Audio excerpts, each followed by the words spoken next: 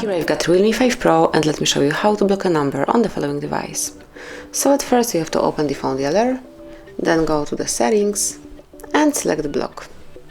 And here, if you click on Blacklist, just click on OK, you can add some particular number that you would like to block. Just tap on the plus icon, which is for add, and you can either select some number from your phone dialer, like contacts or the recent callers, or you can enter the number. This is what I will pick, and now you can enter it manually and then tap on add to add this contact to your blacklist. And that's it. From now on, this number will not be able to reach you, so you will not receive any call or message from this number. Then if you would like to delete this number from your blacklist, click on select, mark it, and tap on remove. Confirm that you would like to remove this number from your blacklist, and as you can see, it's no longer here. So let me go back.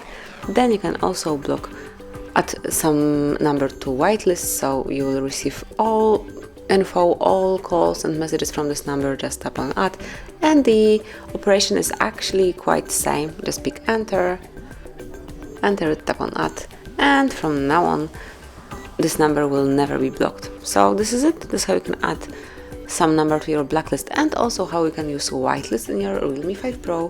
Thank you for watching. Please subscribe our channel and leave the thumbs up.